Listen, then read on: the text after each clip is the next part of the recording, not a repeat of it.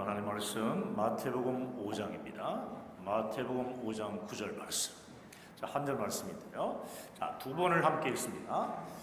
5장 9절 시작. 화평하게 하는 자는 복이 있나니 그들이 하나님의 아들이라 일컬음을 받을 것이며, 화평하게 하는 자는 복이 있나니 그들이 하나님의 아들이라 일컬음을 받을 것이며.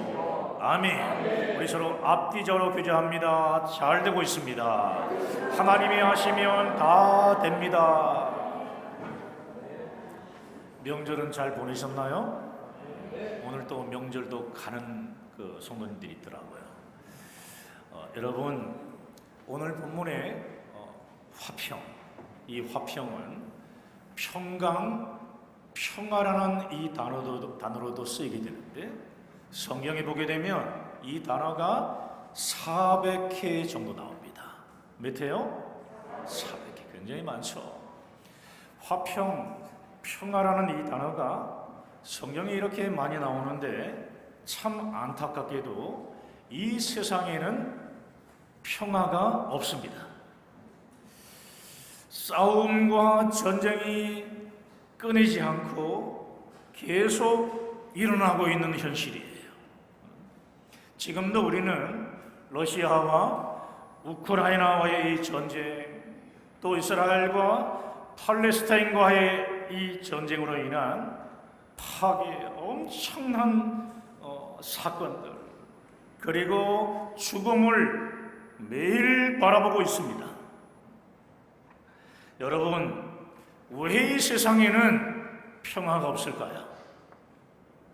평화가 없는 이유는 과연 무엇일까요? 그것은 죄 때문입니다. 죄. 평화를 깨는 가장 근본적인 이유가 죄 때문이라는 것을 우리는 분명히 이해해야 합니다. 사람들은 평화를 깨는 가장 근본적인 문제인 이 죄를 무시하고요, 어떤 관계적인 부분이나 또 어떤 이익 같은 것을 가지고 평화를 시도하기 때문에 항상 문제가 되는 겁니다. 사람들은 평화를 추구한다고 이야기하지만 잘 살펴보게 되면 평화가 아니에요. 잠깐 동안 싸움을 쉬는 것이지 진정한 평화가 아닌 거예요. 여러분, 휴전과 평화는 서로 다른 것입니다. 오늘 이 본문은 화평하게 하는 자가 들어가는 곳마다 어떤 칭호를 받는다고 말씀하고 있습니까? 하나님의 아들이라는 칭호를 받는다고 말씀하고 있어요. 왜입니까? 화평은 하나님으로부터 오기 때문에 그래요. 여러분, 그러면 화평은 무엇입니까? 화평은 하나님의 생명 안에서 하나 되는 바른 관계를 말하는 거예요. 하나님의 생명 안에서 하나가 되는 바른 관계를 말해요.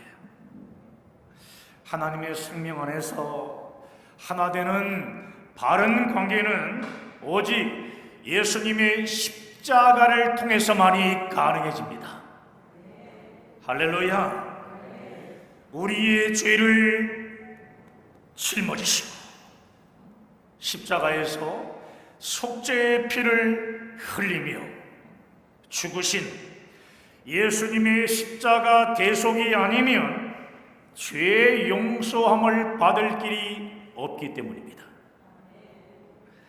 우리는 대속의 십자가를 지신 예수님을 나의 구주로 믿어 하나님의 영원한 생명으로 거듭난 하나님의 자녀들이 된 자들이에요.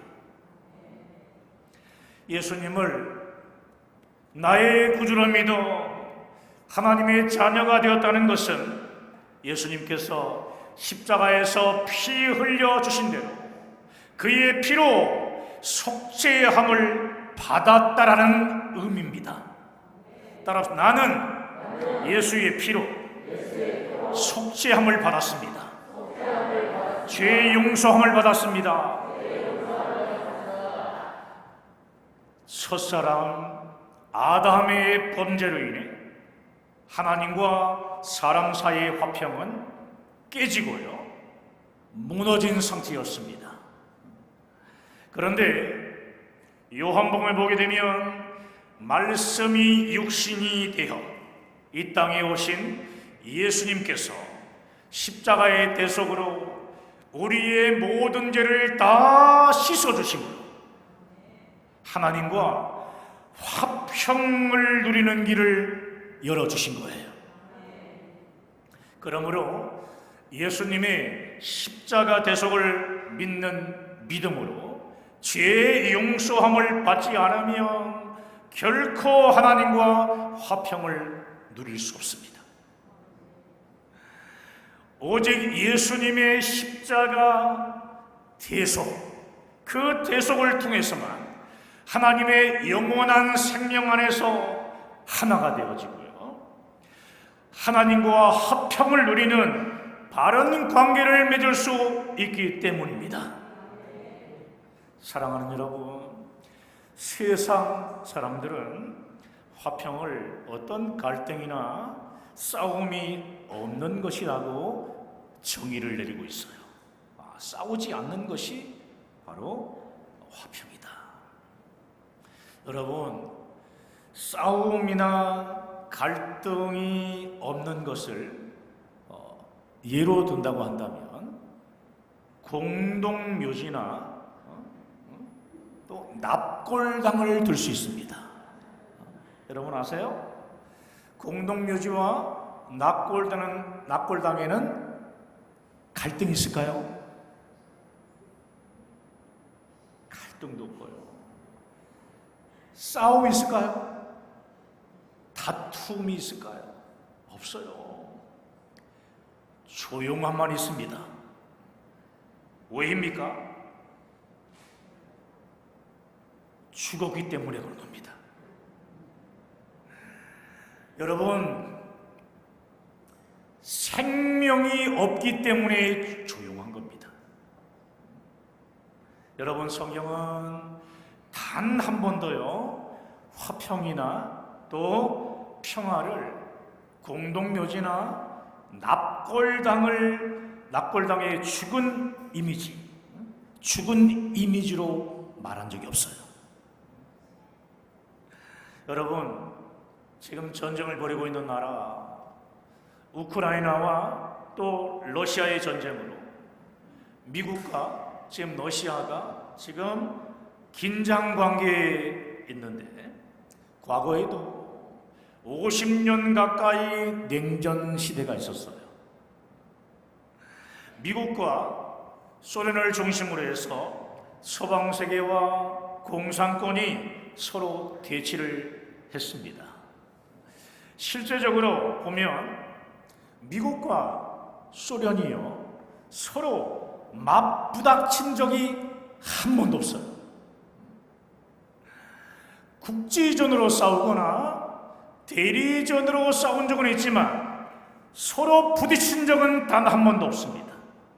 그런데 미국과 소련이 1대1로 싸운 적이 없었다고 그것이 평화였습니까? 아닙니다. 지금도 얘기하잖아요. 냉전이었다고.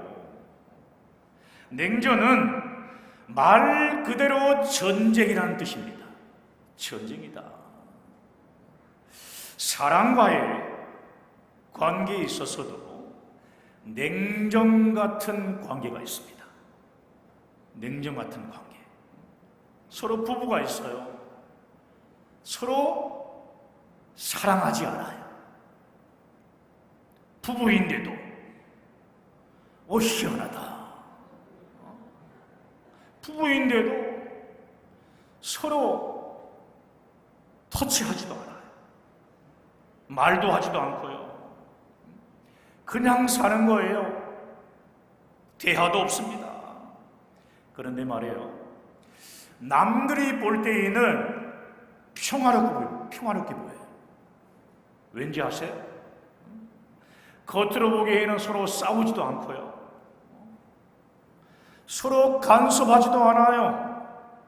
굉장히 조용하게 살기 때문입니다. 여러분, 과연 이것을 화평이라고 말할 수 있겠습니까? 아니잖아요.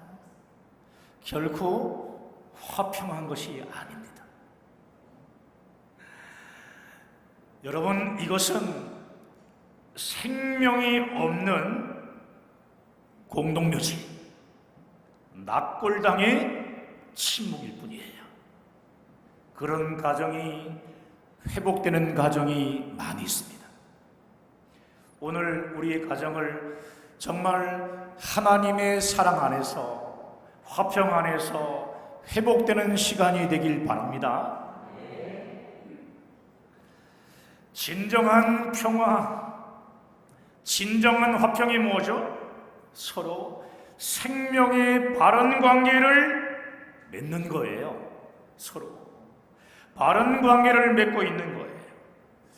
하나님의 생명 안에서 서로 사랑을 주고받는 남편과 아내로서의 바른 관계가 있을 때 그것을 화평이라고 말하는 겁니다.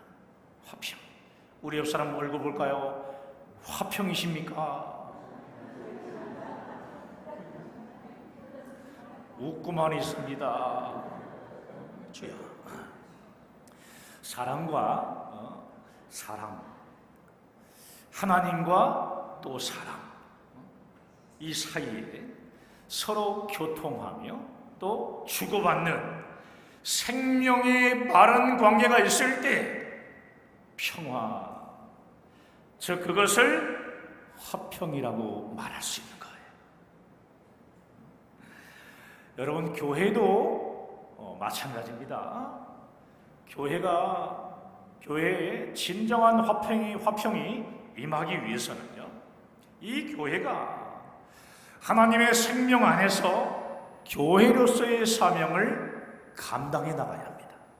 힘들고 어려워도 교회에 지닌 사명을 감당해 나가야 되는 거예요.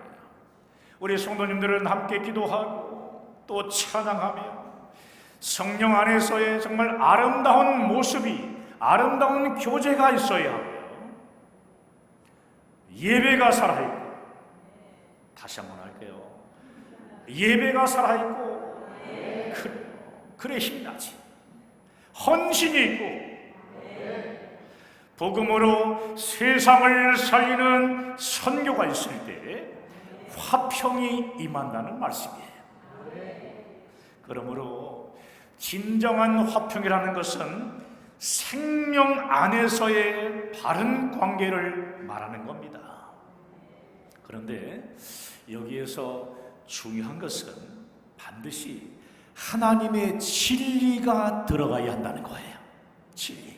자, 히브리서 12장 14절 말씀인데요. 자, 읽어볼까요? 모든 사랑과 더불어 화평함과 거룩함을 따르라. 이것이 없이는 아무도 주를 보지 못한다. 모든 사랑과, 내가 가장 사랑하는 사람과 더불어 화평함과 거룩함을 따르라, 그렇게 하지 않잖아요. 모든 사랑과, 이해할 수 없는 그 사랑과 더불어 화평함과 거룩함을 따르라. 이것이 없이는 아무도 주를 볼 수 없다. 아무도 주를 볼 수 없다. 여러분, 진정으로 화평이 이루어지기 위해서는 있어야 할 것이 무엇이냐면은 진리 대신 예수 그리스도로 인한 거룩함이 있어야 한다는 거예요. 구별된 거룩함이 있어야 합니다. 다시 원점으로 돌아가면 똑같은 이야기예요. 우리가 진정한 화평의 관계를 맺기 위해서는 이 죄라는 요소들을요, 진리 되신 예수님의 거룩한 피로 다 제거해야 한다는 거예요. 제거해야 한다.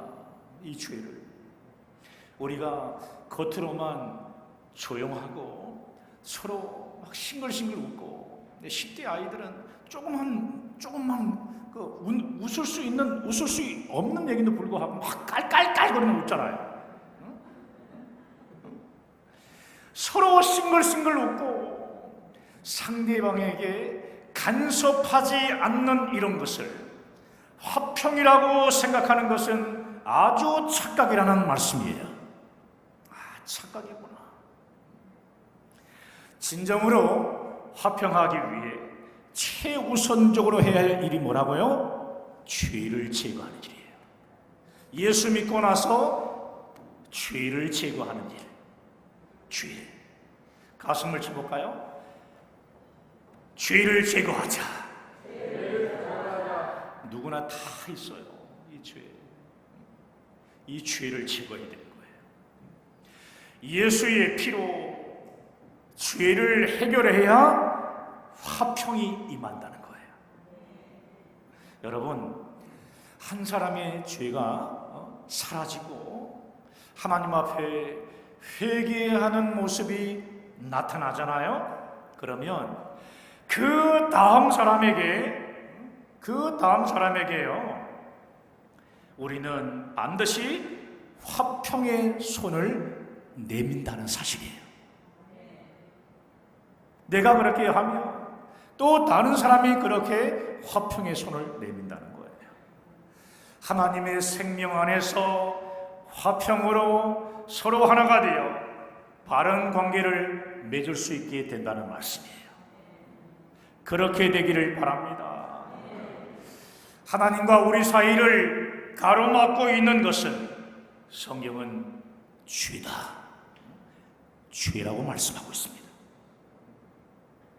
죄가 하나님과 우리 사이를 가로막는다는 것입니다. 우리가 죄에서 이기길 원하는데 이길 수 없는 이유는 이 죄를 제거하지 않았기 때문에 그런 거예요. 하나님과 사람 사이를 막고 있는 가장 큰 가로막고 있는 이유는 뭐냐면은 바로 죄입니다. 이 죄라는 것을 잊어버리면 안 돼요. 많은 사람들이 다음과 같이 잘못된 기도를 하는 사람들이 있는데요. 하나님 아버지, 경제 문제만 해결해 주면 우리 사랑하는 자녀가 대학에만 들어가게 되면, 사랑하는 내 아들, 딸이 결혼만 하면 모든 내 삶 가운데 엄청난 큰 평화가 임하지 않겠습니까? 주여, 이것만 해결되면 평화가 임할 수 있으니 주여 해결해 주시옵소서. 이렇게 기도하는 사람이 많이 있습니다. 그러나 보세요, 그런 것이 다 해결된 사람에게도 평화가 없어요. 평화가 없다니까요. 정말 없어요. 정말 없다니까요. 진짜로 없어요. 평화는 주시는 분이 있어요. 누가 주시냐면은 전능하신 하나님이 주십니다. 여러분, 하나님 안에서 이 죄의 문제가 예수의 피로 온전히 해결될 때만이 진정한 평화가 임하게 되는 거예요. 따라서 우리에게 가장 필요한 것은 우리를 죄에서 구원하신 예수님의 십자가 은혜를 믿음으로 붙드는 겁니다. 믿음으로 끝까지 붙드는 겁니다. 예수님의 속죄의 피가 없이는 죄 용서함도 없고 화평도 없기 때문입니다. 예수님의 속죄로 내 안에 화평이 임하면 나도 다른 사람들에게 예수님의 속죄로 인한 화평을 전할 수 있는 것, 그 화평한 자가 된다는 거죠. 여러분들 화평한 자가 되길 원하십니까? 여러분, 우리 주변을 볼까요? 자기가 괴로운 사람이 있어요. 날마다 괴로운 사람은 주변 사람들까지 괴롭혀요. 아멘. 그런 사람 아무도 없어요. 여러분 옛날 깡패를 보세요. 제일 무서운 것이 뭐냐 하면은 싸움하는 지금 이 상황이에요. 갑자기 병을 꽉 깹니다. 병을 깨가지고 상대방을 찌르려고 하는 게 아니라 자기 팔에다가 그어버립니다. 그냥 피가 철철 나는 거죠. 그러면 상대방을 싸우려고 하다가 이 친구가 보통 친구가 아니구나, 내가 상대방을 잘못 골랐구나 하면서 공포심에 휩싸이게 되는 공포심. 그래서 항복하는 거예요. 여러분, 이 자기 안에, 내 안에 화평이 없으니까 자기도 자해하고 남도 괴롭히는 거예요. 남도. 그러나 내 안에 회개로 인한 하나님의 화평이 임하면은 그 화평이 주변 사람들에게도 심겨지게 되고요, 화평하는 자가 되는 것입니다. 그러한 교회가 되기를 소망합니다. 하나님 앞에서 여러분 자신을 자세히 잘 살펴보시기 바라요. 여러분은 화평하게 하는 자입니까? 아니면 이상하게도 내가 어떤 단체에 들어가게 되면 싸움이 일어나고, 내가 그곳에 들어가기만 하면 욕을 막 하는 분, 남을 화평은커녕 분열의 역사만 일어납니까? 어떻습니까? 우리 옆 사람을 한번 물어보세요. 어떤지. 여러분, 화평의 역사만 일어납니까? 아니면 분열의 역사만 일어납니까? 그래요. 한번 정직하게 자기 자신을 여러분 진단해 보셔야 돼요. 나는 어떤 사람입니까? 과연. 여러분, 예배가 왜 중요한지 아십니까? 예배를 통해 하나님과 하나가 되는 화평을 누리게 되기 때문이에요. 또한 하나님과 하나 되는 예배를 통해서 화평의 기름 부으심을 성령 안에서 받게 되기 때문이에요. 이런 사람은 어디를 가든지 들어가는 그곳에 화평을 심습니다. 화평을 심어요. 잊지 마시기 바라요. 세상의 방법으로는 결코 화평을 이룰 수 없습니다. 오직 예수 그리스도를 믿어 죄 용서함을 받은 하나님의 자녀가 되어야 성령 안에서 하나 되는 화평을 누릴 수 있습니다. 그렇습니다. 그러므로 오늘 우리에게 회복되어져야 할 적용의 내용 두 가지가 있어요. 자, 첫 번째 볼까요? 첫 번째 해야 할 적용이 뭐냐면은 하나님과 우리 사이의 이 관계가 바르게 회복되어야 합니다. 자, 두 번을 읽겠는데요. 자, 시작. 하나님과 우리 사이의 관계가 바르게 회복되어야 합니다. 하나님과 우리 사이의 이 관계가 바르게 회복되어야 합니다. 그렇습니다. 하나님과 우리 사이에 막혀있는 이 죄악을 예수의 피를 힘입어 회개하시고 하나님과 우리 사이의 관계가 끊어졌던 부분들이 있을 거예요. 그 부분을 이제부터는 하나씩 연결시켜야 합니다. 내 힘으로 되지 않았던 것들이 예수의 피를 힘입어 화평한 자가 되고 나서 이제 하나하나씩 연결해 나가는 사역자가 되어야 되는 거예요. 무엇을 연결시켜야 될까요?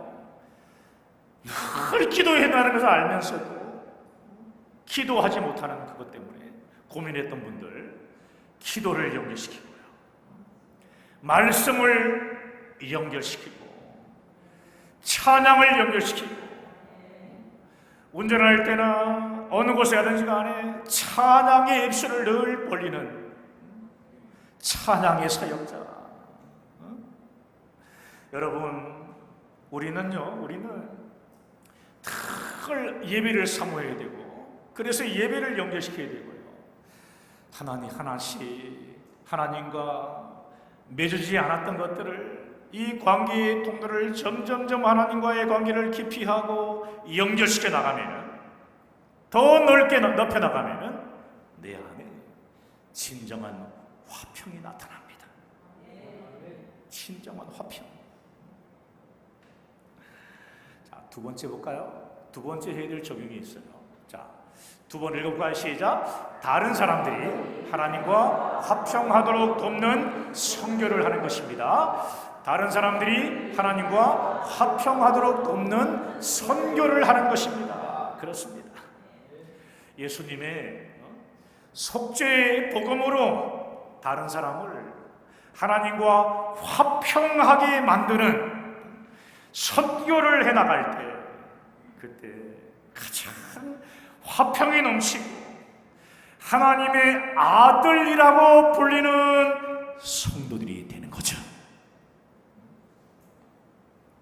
그래서 선교하는 교회는요, 항상 은혜가 넘쳐야 돼요. 은혜가 넘치고 화평할 수밖에 없습니다. 화평할 수밖에 없어요. 그래서 다른 사람을 화평하게 하는 자가 되어지면은요, 그때부터 하나님과 화평하지 않을 수 없게 돼요. 다른 사람과 화평하게 되는 거죠. 그래서 믿음을 가진 사람들의 모습이 그렇게 드러나는 겁니다. 여러분, 내 안에 머물러 있는 인생이 아니라 다른 사람에게 하나님과 화평하게 하는 것을 돕는 인생이 되길 바랍니다. 할렐루야.